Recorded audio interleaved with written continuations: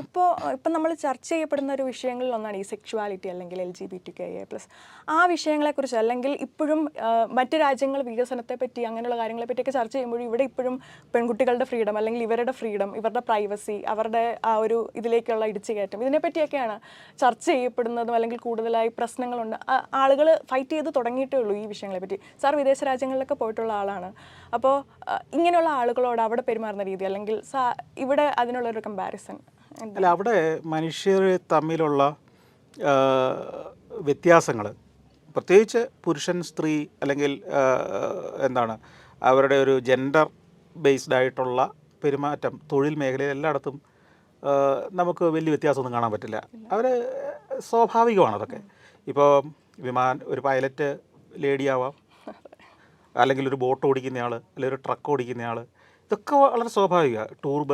Tour നടത്തുന്ന bus ഓടിക്കുന്ന, tour ഗൈഡാവുന്നത്, എനിക്കിതെല്ലാം ഞാൻ പോയിട്ടുള്ള എല്ലാ മേഖലകളിലും ആണുങ്ങളും പെണ്ണുങ്ങളും ഒക്കെ, അല്ലെങ്കിൽ ഇത് രണ്ടുമല്ലാത്ത എന്ന് നമ്മൾ കരുതുന്ന വിഭാഗം ആളുകളും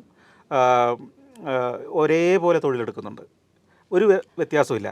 പക്ഷേ ഇതൊക്കെ പറയുമ്പോഴും നിറത്തിൻ്റെ പേരിൽ ഈ വ്യത്യാസം ചിലയിടത്തൊക്കെ ഈ വികസിതം എന്ന് പറയുന്ന നാടുകളിലും ഉണ്ട് താനും.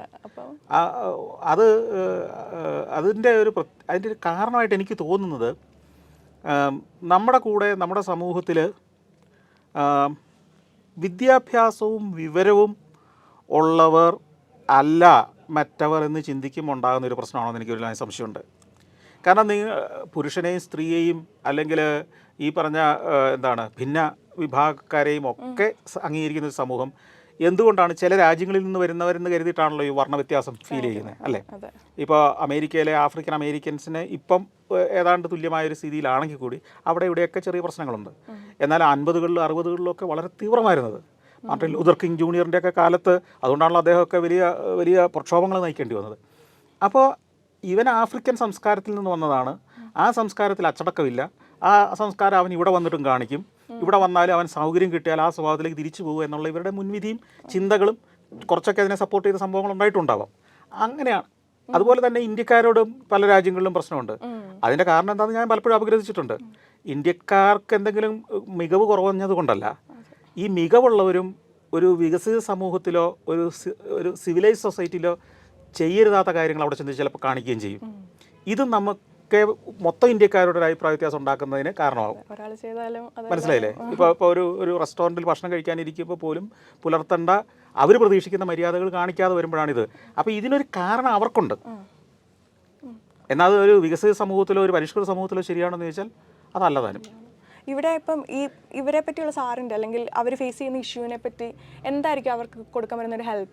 ഇപ്പോൾ അവർ എഡ്യൂക്കേഷൻ വൈസ് മുന്നോട്ട് വരുന്നുണ്ട്. ആദ്യത്തെ ട്രാൻസ്ജെൻഡർ ജേർണലിസ്റ്റുകൾ വരുന്നു, വക്കീലന്മാർ വരുന്നു, മോഡലുകൾ ഉണ്ടാവുന്നു. അപ്പോൾ അവരെ വളർത്തിക്കൊണ്ട് വരിക അല്ലെങ്കിൽ അവരെ മനുഷ്യരായി പരിഗണിക്കുക എന്നുള്ളത് നമ്മുടെ ഒരു മാനുഷികമായ ഉത്തരവാദിത്വത്തിൽ പെടുന്ന കാര്യമാണ്. അല്ലെങ്കിൽ അതൊരു വിഷയമേ ആക്കേണ്ട ആവശ്യമുള്ളതായിട്ട് തോന്നുന്നില്ല. അപ്പോൾ സാറിൻ്റെ ഒരു അഭിപ്രായം? അത് സ്വാഭാവികമായ ഒരു ജനറ്റിക് പ്രശ്നമായിട്ട് കണ്ടുകൊണ്ട് അവർക്ക് നമ്മളെപ്പോലെ തന്നെ ജീവിക്കാൻ അവകാശം ഉണ്ടെന്നും കരുതിയ പ്രശ്നം തീർന്നു. അത് പറ്റാത്തതെന്ന് വെച്ചാൽ നമ്മുടെ വീക്ഷണമില്ലായ്മ, അല്ലെങ്കിൽ നമുക്ക് നമ്മളെക്കുറിച്ച് തന്നെ നമ്മുടെ സഹജീവികളെക്കുറിച്ച് ഈ പ്രസംഗത്തിനപ്പുറം ഒന്നും പ്രവർത്തിക്കാൻ കഴിയുന്നില്ല എന്നുള്ള കാരണം കൊണ്ട് തന്നെയാണ്. അതൊരു സ്വാഭാവികമായിട്ട് തന്നെ നമ്മൾ കാണേണ്ടതേ ഉള്ളൂ. കാരണം അത് എനിക്കും അങ്ങനെ ആകാമായിരുന്നു, നിങ്ങൾക്കും അങ്ങനെ ആകാമായിരുന്നു, വേറെ നമ്മുടെ തലമുറയ്ക്കും ആർക്കും ആകാം. ഇതൊക്കെ എന്ന് പറയുന്നത് അവരവർ ആവശ്യപ്പെട്ട് തിരഞ്ഞെടുക്കുന്നതല്ലോ. അതിപ്പോഴും ചില മത നേതാക്കന്മാരൊക്കെ അവരെ കുറ്റപ്പെടുത്തുന്നതൊക്കെ കാണുമ്പോൾ നമുക്ക് ഇവരുടെയൊക്കെ തലയ്ക്കകത്ത് ഈ തലച്ചോറിന് പകരം വേറെന്തോണോ നമുക്ക് തോന്നിപ്പോകും. കാരണം വെച്ച് കഴിഞ്ഞാൽ ഇത് അവരാഗ്രഹിച്ച് മേടിച്ചെടുത്ത പോലെയാണ് അവരെ കുറ്റപ്പെടുത്തുന്നത്. ഇത് സൃഷ്ടിയിൽ തന്നെ സംഭവിച്ച ഒരു വ്യത്യസ്തതയാണത്. അതിനെ നിങ്ങൾ വഴക്ക് പറയുന്നുണ്ടെങ്കിൽ സൃഷ്ടാവിനോടാണ് വഴക്ക് പറയേണ്ടത്. നിങ്ങൾ യുദ്ധം ചെയ്യുന്നുണ്ടെങ്കിൽ ഈ പാവങ്ങളോടല്ല, അത് അങ്ങനെ സൃഷ്ടിച്ച് വിട്ടയാളോടാണ് പറയേണ്ടത്. അപ്പോൾ അങ്ങനെ ചിന്തിക്കാനുള്ള ബോധം പോലും നമ്മുടെ സമൂഹത്തിന് ഇല്ലാതെ പോകുമ്പോഴാണ് നമുക്ക് വലിയ വിഷമം തോന്നുന്നത്.